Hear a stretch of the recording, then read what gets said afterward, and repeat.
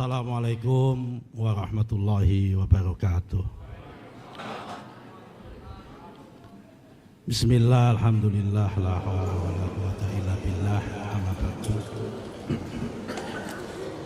Yang saya hormati Pak Menko Infrastruktur sekaligus Menteri ATR BPN periode yang kemarin, Bapak Dr. Agus Harimurti Yudhoyono.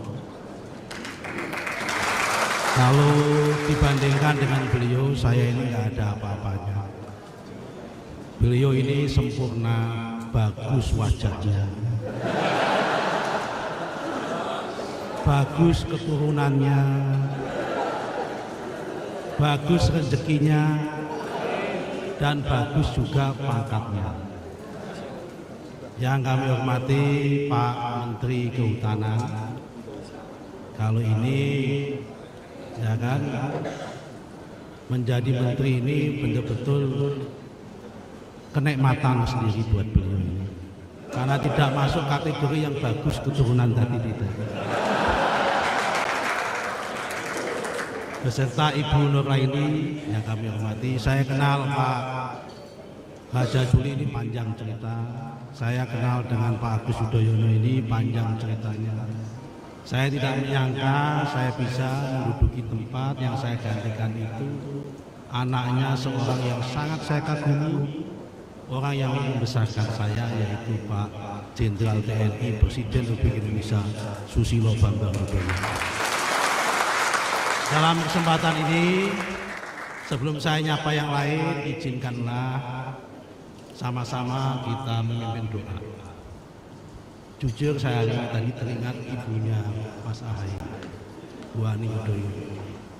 Orangnya sangat begitu baik. Ada kesempatan baik ini kita kirim Fatihah bersama-sama. Lahal Fatihah. Bismillahirrahmanirrahim. Ya Allah. Terima kasih.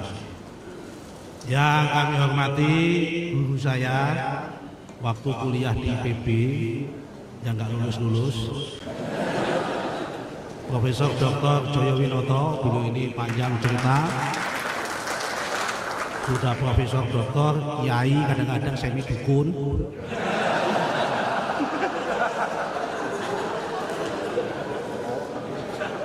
Pak Endarman Supanji, wah ini orang Magelang, ya kan, mantan Jaksa Agung, Tipikor, ini pemberani beliau. Matur nuwun Pak Kapolri. Al Ustadz Dr. Sofyan Jalil, ini pendahulu kita semua. Ini juga kebetulan saya sangat mengikuti jejak beliau, dan hari ini Pak Delala mengikuti jejak beliau lagi. Beliau datang dari Aceh, kuliah di Fakultas Hukum UI, tidur di masjid UI, jadi marbot masjid. Akhirnya jadi menteri dan pernah menjadi serba menteri. Menteri Komunikasi pernah, Menteri BUMN pernah, Menteri Bappenas pernah, Menteri APR pernah. Hanya satu Menteri Wanita.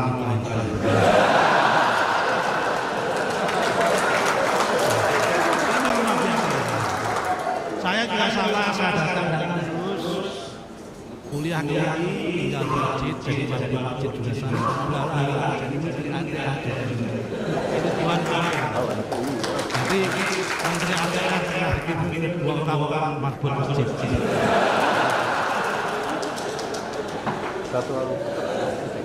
Yang kami hormati Pak Surya Chandra, ini teman di sama-sama Jokowi tahun 2014 tahun 2019, Pak Wamen, dan bapak-bapak yang lain, siapa yang belum kami sebut ini, bapak-bapak pejabat eselon 1, eselon 2, ada Pak Rahman tadi dari Lenbek, ya, ada Pak Rahman ini Pak Wamen, Pak Osi dan kawan. Marilah kita bersyukur pada kita. Saya mohon maaf Bu. Saya alhamdulillah tidak istri saya di sini. Saya ini kalau tidak kalau yang di depan itu cewek cantik itu biasanya cerdas, saya lain kalau didampingi istri saya, kecerdasan saya drop tinggal 10%.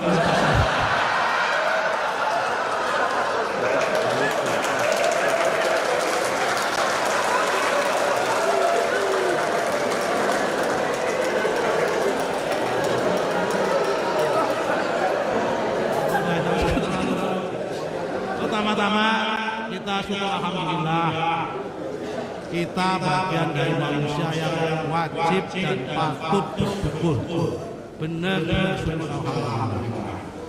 Kita adalah betul-betul manusia yang dipilih oleh Allah, dipilih oleh Tuhan, dikasih kesempatan untuk mengurus anak.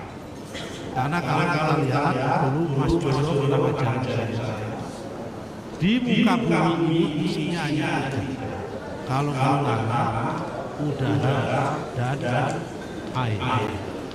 Dan hari ini kita dikasih kesempatan oleh Allah duduk di sini mengurus tanah. Dan hakikat mengurus tanah itu adalah hakikatnya mengurus diri kita sendiri dan mengurus kemanusiaan yang sendiri. Karena kebetulan saya meyakini di dalam ajaran agama, tiga agama sama, baik agama Yahudi, baik agama Nasrani maupun agama Islam, sama-sama meyakini bahwa manusia diciptakan dari Allah dan akan dikembalikan ke dalam. Karena itu kalau kita bermain-main dengan tanah, berarti kita bermain-main dengan diri kita sendiri dan memainkan kemampuan. Tapi kalau kita mengurus tanah dengan baik, mengurus tanah ini dengan produktif, sama saja dengan memberikan kemanfaatan kepada umat manusia. Jadi ini kita betul-betul syukur alhamdulillah, Tuhan kasih kesempatan yang mulia, kita dikasih kesempatan mengurus tanah karena ini adalah yang sangat esensial bagi umat manusia. Sebetulnya saya nggak perlu memperpanjang lagi karena apa yang sudah dilakukan oleh Mas Ahaye sudah sangat baik dan benar-benar. Tidak mungkin hal-hal yang sudah dicanangkan oleh Mas Joyo, oleh Pak Endarman, apalagi oleh Pak Sofyan Jalil, Pak Ahaye tidak bisa memperbaiki. Semua hal-hal yang sudah dirintis oleh para pendahulu kita yang baik harus kita lestarikan dan kita lakukan. Jadi Pak Ahaye jangan khawatir, semua titipannya akan kami lanjutkan, apalagi Pak Ahaye sebagai ilmu kami yang mengajarkan kami pasti selain kita tegur sudah menjadi kewajiban akan kami lakukan. Tetapi sesuai dengan prinsipnya Pak Sofyan Jalil, kita itu mempunyai kaidah al-muhafadzah alal qadimis sholih wal akhdhu bil jadidil aslah. Kita harus melestarikan nilai-nilai lama yang masih baik, tapi wajib mengambil baru nilai-nilai yang lebih baru, yang lebih baik dan lebih inovatif. Tak sampaikan tadi digitalisasi itu bagian dari al-akhdhu bil jadidil aslah.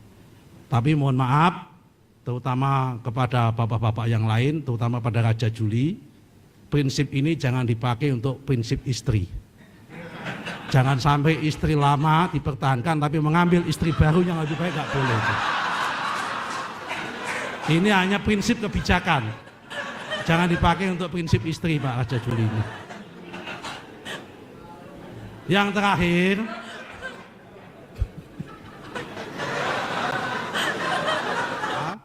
di setiap momen-momen seperti ini, apakah momen pelantikan jadi anggota DPR, momen diangkat jadi apapun, saya selalu teringat apa yang saya alami pada tahun 1990, sekitar 34 tahun yang lalu.